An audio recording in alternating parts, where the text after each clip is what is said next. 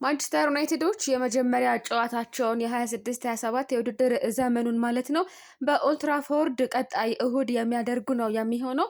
ቀይ ሰይጣናቶቹ የዘመኑን የመጀመሪያ ጨዋታ በኦልድ ትራፎርድ ላይ እንደሚያደርጋቸው መጠን ምን ነገሮች ሊጠበቁ ይችላሉ? በተለይ ደግሞ ከመጀመሪያው ሽንፈት በኋላ ኢፕስዊች ታውን ምን አይነት ተጋጣሚ ነው?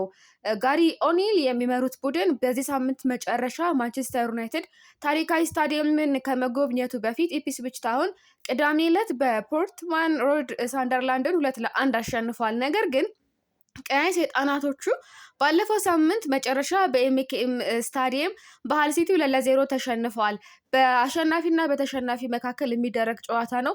ምናልባት ኢፕስዊች ታውን 3 ነጥብ ይዞ ነው ማንቸስተር ዩናይትድን የሚገጥመው። ማንቸስተር ዩናይትድ ደግሞ እስካሁን ጭራሽ የግብ ዕዳ ብቻ ነው ያለበትና ከዚህ ጋር በተያያዘ የበለጠ ኮንፊደንስ ተሰምቷቸው ሊመጡ የሚችሉበት እድል በጣም ሰፊ ነው። ማይክል ካሪክ በእንግሊዝ ቻምፒዮንሺፕ በሚድልስብሮ የመጀመሪያ ዋና አሰልጣኝነት ዘመኑን ሲያሳልፍ ከኢፕስዊች ታውን ጋር 2 ጊዜ ተገናኝቷል። የ45 ዓመቱ የዩናይትድ አሰልጣኝ በኦልድ ትራፎርድ በኦሌ ጉናር ሶልሻየር የስልጣን ቡድን ውስጥ አብረው ከሰሩ ኪራን ማኬና ጋር በሜዳ ተገናኝቷል። በ2022 የሚድልስብሮ አሰልጣኝ የሆነው ካሪክ ከኬራን ማኬና ቡድን ጋር ባደረገው መጀመሪያ የፊት ለፊት ግንኙነት በሜዳው 2-0 በሆነ ውጤት በኢፕስዊች ተሸንፎ ነበር። ሆኖም የዩናይትድ አሰልጣኝ በ23-24 የሻምፒዮንሺፕ ሁለተኛ ፍልሚያው በፖርትማን ሮድ 1-1 በሆናቸው ውጤት ተጠናቆ ነበር። ያ ጨዋታ ታህሳስ ላይ የተካሄደው ያ ጨዋታ በወቅቱ በ23 ላይ ሚድልስብሮ ከኢፕስዊች በሪቨርሳይድ ስታዲየም እንደዚሁ ማሸነፉ የሚታወቅ ነው። ማንቸስተር ዩናይትድ ታዲያ አሁን ማይክል ካሪክ እየመራው ኢፕስዊችን ያሸንፋል ወይ? ሃል ሲቲ በማንቸስተር ዩናይትድ ላይ ድል መቀዳጀቱ እንደዚሁም ደግሞ ኢፕስዊች ታውን አሸንፎ መምጣቱ የበለጠ ኢነርጂ ነው የሚሆናቸው። ካሪክ በአሰልጣኝነት ባላሸነፈው ቡድን ላይ ውጤት ለማስመዝገብ በጫና ውስጥ ቢሆንም የዩናይትድ ወደፊት የመገስገስ አስፈላጊነት ደግሞ እዚህ ጋር ሊነሳ ይገባል። የማንቸስተር ዩናይትድ ኦፊሻላዊ ድረገጽ እንደዘገበው 100% ወደፊት እየተመለከትን ነው ብሏል። ያ ማለት ሰፊውን ወይም ደግሞ ትልቁን ግምት ማሸነፍ የሚለውን ይሰጠናል። ታዲያ የባለፈው ውጤት ቀላል አይደለም። ነገር ግን ደግሞ ከዚህ ሁኔታ ራስን ወደ ጎን አርቆ ያለፈው አልፏል ብሎ ወደፊት መሄዱ የተሻለ ነውና ምናልባት በዚህ ጨዋታ ላይ ትልቅ ነገሮችን ልንመለከት እንችላለን። ካሪክ በኢፕስዊች ላይ የነበረበትን የአለማሸነፍ ታሪክ የሚሰብርበት ጊዜ ካለ በሚቀጥለው እሁድ ማንቸስተር ዩናይትድ በኦልድ ትራፎርድ የሚያደርገው ጨዋታ ሰፊ ድል ይሰጠዋል። በመሃላቸው የድፍን 3 ነጥብ ልዩነት ነው ያለው። ዩናይትድ በማይክል ካሪክ አሰልጣኝነት በ26-27 የውድድር ዘመን የመጀመሪያውን የሜዳ ፕሪሚየር ሊግ ጨዋታ ለማድረግ ግዴታ እሁድን መጠበቅ አለበት፣ ቀይ ሰይጣናቶቹ ከሽንፈት ለማገገም። እንደውም በዚህ ሂደት አሁን ላይ ዳኞቹ እነማን ሊሆኑ ይችላሉ? የፕሪሚየር ሊግ ኦፊሴላዊ ድረገጽ የእሁዱን ጨዋታ የሚመሩትን ዳኞች ይፋ አድርጓል። ጃሬድ ጊሌት እና ቲም ውድ ደግሞ በቪአር ክፍል ውስጥ ይሰየማሉ።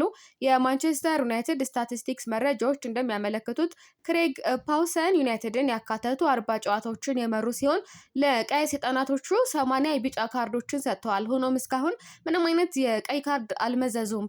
ዋና ዳኛ ክሬግ ፓውሰን ናቸው። ረዳት ዳኞች ሊ ቤተስ እና ማት ዊልኪስ ይሆናሉ። አራተኛ ዳኛ አንዲ ማድሊ፣ በቫር ጃሬድ ጊሌት፣ ረዳት ቫር ቲም ውድ፣ ብሩኖ ፈርናንዴዝ። ፓውሰን በዳኙባቸው 15 ጨዋታዎች 4 የቢጫ ካርዶችን ቢያይም በዳኝነት ውሳኔዎቻቸው ተጠቃሚ የሆኑበት አጋጣሚም ነበረ። በ2020 ዩናይትድ ኒውካስትልን 4-1 ባሸነፈበት ጨዋታ ጃማል ሉዊስ ማርከስ ራሽፎርድ ላይ የሰራውን ጥፋት ተከትሎ ፓውሰን ከቫር ጋር በመስማማት ለማንቸስተር ዩናይትድ የፍጹም ቅጣት ምት ሰጥተዋል። በወቅቱም ብሩኖ ፈርናንዴዝ ነበረ ቅጣቱን እንዲመታ የተደረገው። የ31 ዓመቱ የቀይ ሰይጣናቶቹ አማካይ ተጫዋች ነገር ግን ሳያስገባ ቀርቶ በግብ ጠባቂው ተመልሶበት ነበረ። ታዲያ በዚህ ጨዋታ ሉክ ሾው ክሬግ ፓውሰን በዳኛቸው 20 ጨዋታዎች 5 የቢጫ ካርዶችን አይቷል። ሃሪ ማጓየር ደግሞ ዳኛው በዳኙባቸው 18 ጨዋታዎች 4 የቢጫ ካርዶችን አስተናግዷል።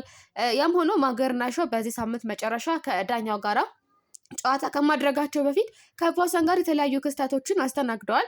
በ2020 ዩናይትድ ከሊቨርፑል ጋር ባደረገው ጨዋታ ቨርጂል ቫን ዳይክ በቀድሞ የቀይ ሰይጣናቶቹ ግብ ጠባቂ ዴቪድ ደህያ ላይ ጥፋት ከሰራ በኋላ ሾው ከደህያ ጋር በመሆን ፓውሰንን ተቃውሞ ነበርና በሌላ በኩል በ2021 ማንቸስተር ዩናይትድ ከዌስት ብሮም ጋር 1-1 ባደረገው ነጥብ ተጋርቶ በወጣበት ጨዋታ ፓውሰን ለማንቸስተር ዩናይትድ የተሰጠውን ፍጹም ቅጣት ምት በቫር ሽረውት ስለነበረ ማጉዌር በፕሪሚየር ሊጉ ዳኛ ላይ ክፉኛ ተናዶ የነበረበት እውነት የማይረሳ አሁን እኚህ ዳኛ ናቸው ቀጣይ የማንቸስተር ዩናይትድን እና የኢፕስዊች ታውንን ኦልድ ትራፎርድ የሚደረገውን ጨዋታ የሚዳኙት ማለት ነው። ከዚሁ ከኢፕስዊች ጨዋታ ወጣ እንበልና በዝውውር ጉዳይ ላይ ትንሽ ቆይታ እናድርግ። ካርሎስ ባሌባ አዲሱ የማንቸስተር ዩናይትድ ተጫዋች ሆኗል።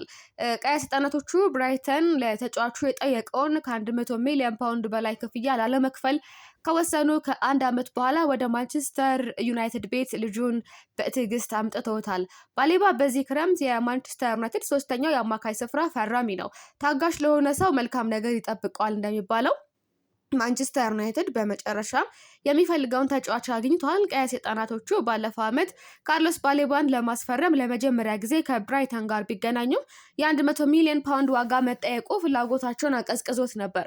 ባለፈው ክረምት ለአማካይ ስፍራ ትልቅ ገንዘብ ለማውጣት ዝግጁ ቢሆኑ ዩናይትድ እስከዚህ ክረምት ድረስ ለመጠበቅ ወስኗል። አንድሬ ሳንቶስ እና ዩሪ ቴሊማንስ ማስፈረም የቻሉት ዩናይትዶች የባሌባ መምጣት የአማካይ ስፍራ ግንባታቸውን የበለጠ ያጠናክረዋል። 70 ሚሊዮን ፓውንድ ትንሽ ገንዘብ ባይሆንም ባለፈው ዓመት ዝውውሩ ቢፈጸም ኖሮ ይወጣ ከነበረው ገንዘብ አንጻር በጣም ያነሰ ነው።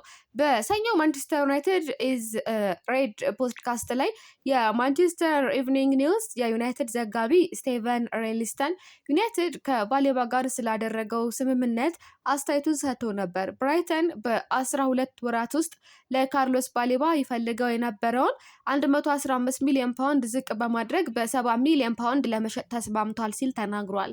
በዚህም ዩናይትድ ሁልጊዜም በሚፈልገው ተጫዋች ላይ በ12 ወራት ውስጥ 45 ሚሊዮን ፓውንድ ያክል መቆጠብ ችሏል።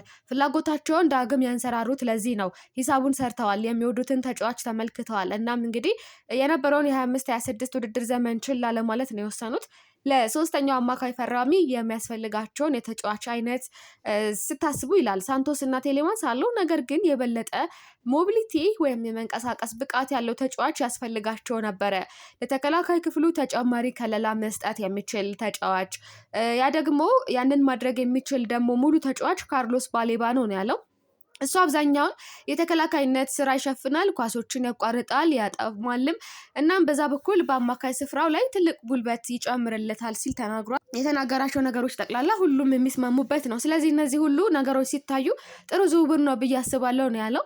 የግል ጥርጣሬዎችን ወደ ጎን አድርገን እውነታውን ስንመለከት ጥሩ ዝውውር ነው የተደረገው ብሏል። ባሌባ በ25-26 የውድድር ዘመን አንዳንዴ በጣም ተቸግሮ ቆይቷል። አሰልጣኝ ፋቢያን ሄርዝለር ከዩናይትድ የቀረበው የዝውውር ፍላጎት ተጫዋቹን ረብሾት እንደነበረ እንግዲህ አምኗል።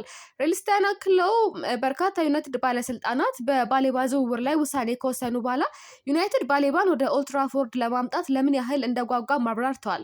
ይህ የጄሰን ዊልኮክስ፣ ክሪስቶፈር ቪቬል እና ሚካኤል ሳንሶኒ ትልቅ ፈተና ነው። ምክንያቱም እነዚህ ሶስት በዝውውር ውሳኔዎች ላይ በቦርድ ደረጃ ዋነኛ ተሳታፊዎች ናቸው። ጄሰን ዊልኮክስ እና ቪቬል ትልቅ ተጽዕኖ ቢኖራቸውም ነገር ግን ክለቡ በባሌባ ላይ የራሱ እምነት ስላለውና በዛ በመግፋቱ በጣም አስደሳች ዝውውር ነበር። አሁን ደጋፊዎች እኔና ሌሎች ባለፈው ውድድር ዘመን ያላየነው ነገር ሊኖር ይችላል፣ ነገር ግን ዩናይትዶች በሱ ላይ በራስ መተማመን አላቸው ብሏል። በባሌባ ላይ ለአማካይ ስፍራም ጥራት ይጨምራል ብለው ደጋፊዎች ያምናሉ። እናም ተስፋ እናደርጋለን እንደ ደጋፊ እንግዲህ የደረሰበት ስለተባለው ጉዳትም እስከ መስከረም አጋማሽ ድረስ ወደ ሜዳ እንዲመለስ ያራዝመዋል ተብሎ ይጠበቃል። ስለዚህ ከባድ አይደለም፣ በተቻለ ፍጥነት እንደሚመለስ ተስፋ እናደርጋለን ባሌባ። ምክንያቱም ዩናይትድ በሚያስፈልግበት ሰዓት ላይ ነው ጉዳት ያስተናገደው። ምናልባት ቀጣይ ጨዋታ የኢፕስዊች ጨዋታ ነው። እሱ ግን መስከረም አጋማሽ ላይ የሚመጣበት እድል የሚመለስበት እድል ሰፊ ነው ለማለት እንወዳለን።